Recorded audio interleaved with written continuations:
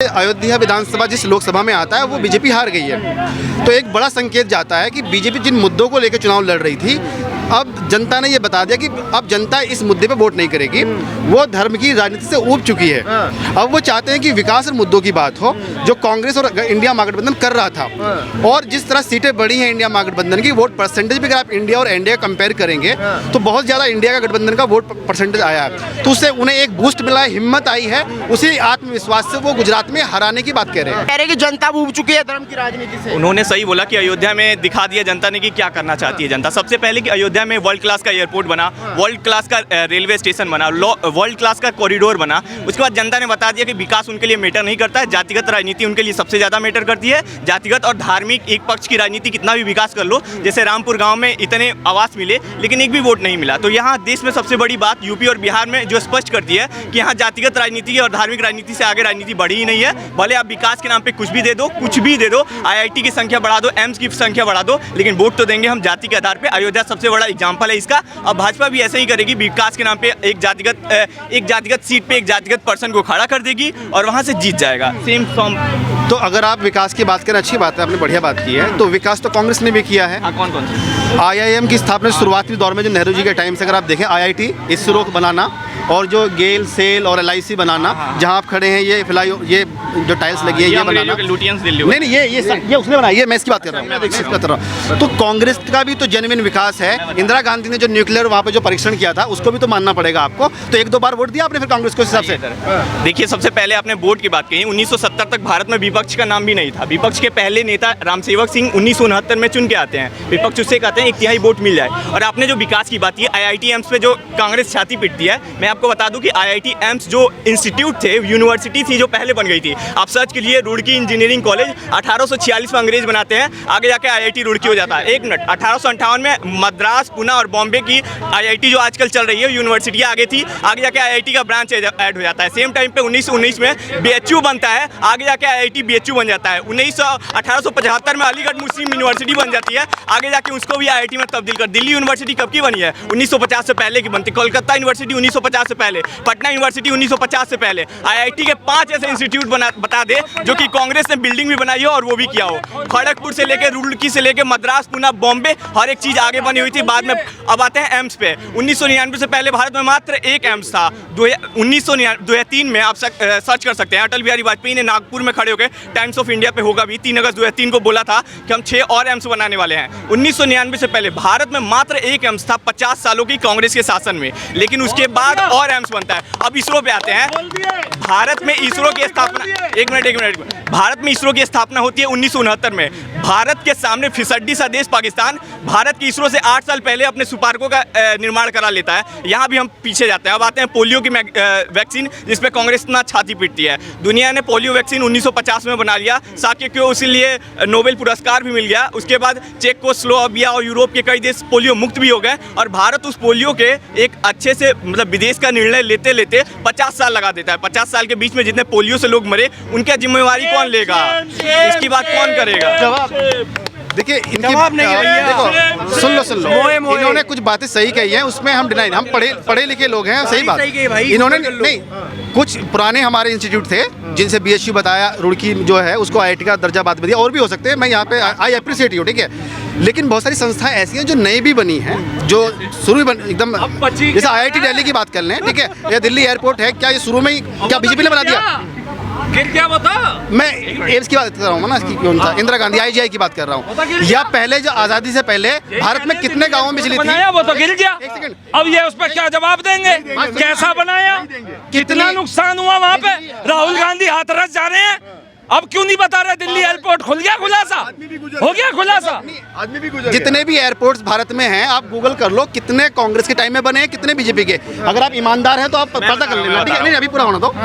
बिजली की जो कंजम्पशन भारत में बढ़ी है और कितना जनरेशन बढ़ा है, कितने गांव में बिजली कांग्रेस टाइम में पहुंची है और अब पहुंची है, उसका भी आप कंपैरिजन कर लें। और जो हमारी जो इन्फ्लेशन रेट है, जो हमारा डॉलर, जो हमारा रुपया कमज़ोर हुआ डॉलर के मुकाबले, वो कांग्रेस शासन में कितना कमजोर हुआ है और एनडीए शासन में कितना कमजोर हुआ है, इसका भी ईमानदारी से एनालिसिस करना। आई एप्रिशिएट यू। अच्छा, ठीक है, इन्होंने डॉलर की कमजोर की बात की है ना, भारत में सब लोग सुन लो, भारत में 4 बार डॉलर का डिवेल्यूएशन हुआ है, अमूल्यन उसे कहते हैं। वो हुआ है 1919 से पहले हुआ है, और 1991 में भारत को 2 बार अपने डॉलर को डिवेल्यूएट करके उसका रेट मार्केट में घटाना पड़ा। आप एग्जांपल दे दिए, एक बार भाजपा सरकार ने डिवेल्यूएशन किया हो डॉलर को 82-83 पे अस्थिर करके रखा हुआ है, रिजर्व बैंक की रिपोर्ट है, आप जाके पढ़ते होंगे तो पढ़ लीजिए। दूसरा, इन्होंने इंस्टीट्यूट और एयरपोर्ट के बारे में जो बताया, मैं आपको बताता हूँ कि सबसे पहले कांग्रेस की एक छोटी सी कड़ी जो बहुत कम लोग जानते हैं, कांग्रेस का सबसे पहला निशान था 2 जोड़ी बैल। 1967-68 तक इनका 2 जोड़ी बैल रहा, लेकिन इंदिरा गांधी के आने की वजह से कांग्रेस 2 भागों में बट गई, और जो मेन कांग्रेस थी उसके नेता जाके जनता पार्टी में मिल जाते हैं, और जनता पार्टी को मिलता है जो पुराना चिन्ह था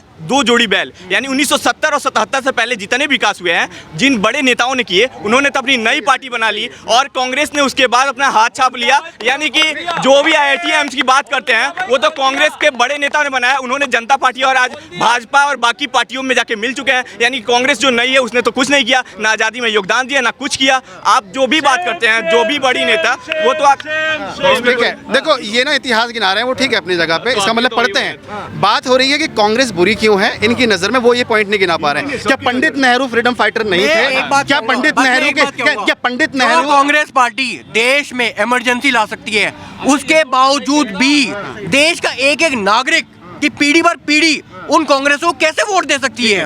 इनका सवाल है कि कांग्रेस बुरी क्यों है आपकी नजर में? देखिए मेरे अच्छा देखो, जैसे इन्होंने कहा कि मैं कह रहा हूँ, पंडित नेहरू का क्या रोल नहीं है भारत की आज़ादी में? बता रहा हूँ। पंडित नेहरू, सरदार वल्लभ भाई पटेल जी की प्रतिमा मोदी जी लगाते हैं गुजरात में, अच्छी बात है, लेकिन वो कांग्रेसी थे, सच्चाई है ना।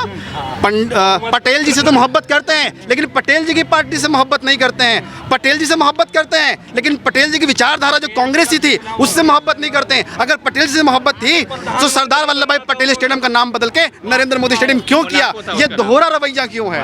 उसके बाद मैं बता रहा हूँ, इन्होंने जो भी चीज़ की ना, नेहरू जी की बात की, बहुत बड़ा योगदान था। आपको बता देता ना, भारत में जब कैबिनेट मिशन आया था 1947 के समय, उस समय एक नियम था कि AICC के जो अध्यक्ष होते हैं वो वोटिंग करते हैं, लेकिन गांधी जी ने थोड़ा चेंज किया और PCC यानी कि प्रदेश कांग्रेस कमेटी के मेंबर्स हैं वो वोट करेंगे। तो 15 प्रदेश कांग्रेस कमेटी के मेंबर्स ने वोट किया, इसमें से 12 वोट गए ये हमारे सरदार वल्लभ भाई पटेल को, 2 वोट गए JP कृपलानी के, और 1 वोट खारिज हो गया। उसके बाद भी नेहरू जी की सरकार बनती है। इस वजह से खुन्नस है भाजपा को कि जो लायक होता है उसको लायक की वजह से आगे नहीं लिया जाता, लेकिन नेपोटिज्म को आगे लाया जाता है। और सेम टाइम पे इन्होंने जिस भी विकास की बात की है, मैं इनको बार बार बता रहा हूँ कि 1970 से पहले का जो भी विकास है भाई, उस ओल्ड कांग्रेस ने किया है, जो कि आज जनता पार्टी, समाजवादी पार्टी और विभिन्न पार्टियों और BJP पार्टी और बाकी पार्टियों में विभक्त हो गई है। जो कांग्रेस का एक्चुअल विकास है वो 1977 के बाद है, जब ना IIT की स्थापना हुई थी, ना एम्स की स्थापना हुई थी, ना IIM की स्थापना हुई थी। तो आप किस पे बात कर रहे हैं? देखो, बात डिबेट अच्छी हो रही है, मजा आ रहा है। जैसे इन्होंने कहा कि यहाँ टोको कांग्रेस की यहाँ सारी चिट्ठियां खुल गई है, अभी कांग्रेसी होते हुए मजा आ रहा है। मैं देखो कांग्रेसी नहीं हूँ, मैं तो देश की विडंबना है कि ऐसे वो कांग्रेसी जिन्होंने देश के कॉन्स्टिट्यूशन के पन्नों को उखाड़ के फेंक दिया, जिस कांग्रेस ने देश के कॉन्स्टिट्यूशन का भी आज तक कुछ माना नहीं, उसी कांग्रेसी वाले कह रहे डिबेट अच्छी हो रही है। लेट द पीपल डिसाइड कि वो हमारी डिबेट के बारे में क्या सोचते हैं। अभी इन्होंने कहा कि जो AICC के जो मेंबर थे, जो PCC ने जो अपने वोट दिए, हाँ AICC और PCC की बात कर रहे थे ना आप, कि उन्होंने पटेल जी को चुना था। देखिए, ये इंटरनल वोटिंग कांग्रेस ने कराई, और उसके बाद उन्होंने आपस में सर्वसहमति से पंडित नेहरू को प्रधानमंत्री बनाया, और पटेल जी नाराज नहीं थे, तभी उनको प्रधानमंत्री उनको बनाया गया। अगर वो नाराज होते तो वो कैबिनेट का जो मंत्री पद था वो ना लेते। जबरदस्ती उनको आपस में लड़ाने की कोशिश की जाती है, ये गलत है। दूसरी चीज़, वोटिंग कराना, डेमोक्रेटिक जो वैल्यूज़ है कांग्रेस उसको प्रैक्टिस करती रही है, ये इससे ये एग्जाम्पल मिलता है, या तो एप्रिसिएशन होना चाहिए। दूसरी बात, जो खड़गे जी हैं वो चुन करके आए हैं, नड्डा जी क्या चुन करके आए हैं? तुम्हारी कितनी PCC, तुम्हारी BJP कितनी सेंट्रल कमेटी ने वोट दिए हैं? मनमोहन सिंह चुन के आए थे। प्रेसिडेंट की बात करो, पार्टी प्रेसिडेंट बता दीजिए, मनमोहन सिंह किस सीट से चुनाव लड़े थे? नई दिल्ली से। उससे पहले लड़े थे, हार चुके थे, राज्यसभा का मेंबर बन के आए थे। और इन्होंने जो आगे की बात की कि कांग्रेस कमेटियों ने एक संगठन बनाया था, उसके बाद इन्होंने कहा कि हाँ इनको बनाना चाहिए। एक बुक है मौलाना आज़ाद जो कांग्रेस के अध्यक्ष थे आज़ादी से पहले, उनकी बुक है इंडियन फ्रीडम और वायरलेस, कुछ ऐसे करके बुक है। उस बुक में लिखा हुआ है कि प्रधानमंत्री बनने का सपना मेरा था, अटल बिहारी वाजपेयी को दूसरे नंबर पर ढकेला गया पहले से। ये सब बुक पढ़िए सर, तब ये सब नॉलेज आएंगे। आप गलत मैं प्रोपेगेंडा कहता फैलाएंगे, रहा हूँ, कोई नहीं बंदा कह नहीं रहा हूँ। प्रोपेगेंडा। मुद्दे पर ये क्या लग रहा है, क्या समझते हैं? अभी देखो पॉइंट टू पॉइंट चलो, देखो ऐसा जल्दी में एक्साइट मत हो जाता। जो अभी मनमोहन सिंह के बारे में कहा, एज पर दी कॉन्स्टिट्यूशन क्या होता है कि जो भी प्रधानमंत्री बनेगा उसको लोकसभा या राज्यसभा का सदस्य होना जरूरी है। मुद्दे पर ये क्या लग रहा है, जिस तरीके से राहुल, अरे ज्यादा लंबा हो जाएगा भाई साहब, करंट जब मुद्दे पर। आदित्यनाथ मुख्यमंत्री बने थे, क्या वो विधायक थे? बाद में बनाया गया है ना उनको, विधानमंडल का सदस्य बनाया गया। तो ये तो बीजेपी में होता है। सोनिया की कठपुतली था जो आप कह रहे थे ना कि मनमोहन सिंह कहाँ से, उसके लिए जरूरी है कि लोकसभा का मेंबर। क्या लग रहा है, राहुल गांधी इस बार जो मुद्दे उठा रहे हैं सही मुद्दे उठा रहे हैं? देखिए राहुल गांधी ने जितने मुद्दे उठाए, जितने कुछ मैंने सुने, कुछ नहीं सुने। जो सुने हैं मुझे अच्छा लगे, और कुछ ऐसे भी हैं जो ठीक नहीं लगते, लेकिन अच्छे ज्यादा हैं उनके। कौन सा अच्छा लगा, कौन सा, एक सेकंड, कौन सा अच्छा लगा, कौन सा अच्छा लगा सर? जैसे वो कह रहे हैं कि अग्निवीर जब अब अग्निवीर का पूछता हूँ, let me ask one last question from Agniveer. आप अग्निवीर की बात करते हो, आपकी आर्मी की नॉलेज होनी चाहिए। From the post of lieutenant till the marshal कितनी रैंकिंग आती है और क्या क्या आती है?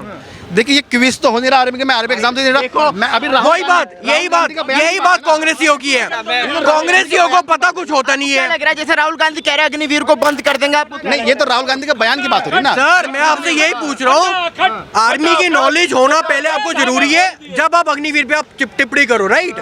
अग्निवीर एक शब्द जानने से अग्निवीर का मतलब आपको नहीं समझ आएगा, अच्छा, ठीक है? अग्निवीर की क्या रिक्रूटमेंट प्रोसेस होती है, what is the need for Agniveer in this nation, Agniveer को क्यों लाया गया, और हर एक सोल्जर अग्निवीर होता है, ये आप समझ लो तो आपको पता चलेगा। राहुल गांधी ने कहा ईच एंड एवरीवन। जब आपके राहुल गांधी को यही नहीं पता कि हाउ मेनी क्या कहते हैं articles are in the constitution, what is the benefit of having the constitution, जब उसको ये तक नहीं पता, how would you expect the Rahul Gandhi to know about the Agniveer?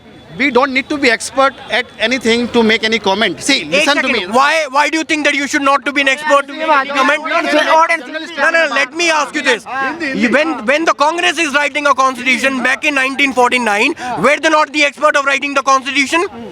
They were expert in writing the constitution. How would you say that the member of the parliament in the parliament itself has no right to speak about the constitution, not even having the basic knowledge of constitution, and completely and say that we don't have to be having the basic right of the basic knowledge of constitution? There were several committees were appointed to bring the constitution in. How many committees were Hindi appointed? में आ जाओ, बड़ा No. Hindi. अरे hello He is not letting me. क्या लगता है जिस तरह अग्निवीर को लगातार सवाल उठा जाए, अग्निवीर को लेके क्या है? आपको बता दूं ना, अग्निवीर मोदी जी का ड्रीम प्रोजेक्ट नहीं है, अग्निवीर इंदिरा गांधी का ड्रीम प्रोजेक्ट है। आपको बता दें कि सबसे पहले इंदिरा गांधी ने एनसीसी की शुरुआत की थी। पूरे देश में, पूरी दुनिया में ऐसा बात आ गया था कि एक ऐसी सेना तैयार कर रही है जो भारत के हर एक आदमी को आर्मी ट्रेनिंग मिल जाएगी। यानी भारत कभी भी युद्ध के मैदान में जाता है तो इतनी ज़्यादा फोर्सेस तैयार हो जाएंगी जिसका कोई हिसाब नहीं है। लेकिन सेम टाइम पे वो आगे नहीं बढ़ा पाई, और ये अभी प्रोजेक्ट आया है। जो भी विकसित देश हैं जिनकी आर्मी ताकतवर है, अमेरिका का एग्जाम्पल ले लीजिए, इसराइल का एग्जाम्पल ले लीजिए, और जो भी बड़े विकसित देश हैं सेम कंसेप्ट यूज करते हैं। इससे ये फायदा नहीं होता है कि इनको रोजगार मिले या नहीं, सबसे मेन एक पर्सन में डिसिप्लिन आता है। और ये प्रोजेक्ट एनसीसी इंदिरा गांधी की है। आप जाके पहले भी रिपोर्ट्स देख ले कि उनका यही मानना था, जैसे हम एनसीसी के तर्ज पे बना रहे हैं तो आगे। और सेम टाइम पे राहुल गांधी का एक झूठ पकड़ा गया है कि उन्होंने कहा अग्निवीर के फैमिली को पैसा नहीं दिया गया, और जाके उनके घर पे इंटरव्यू किया मीडिया वालों ने। तो ये कितनी गलत बात है कि आप सदन में कितना बड़ा झूठ बोलते हैं कि नहीं मिला, और उसकी पार्टी ने बोला कि मिल चुका है।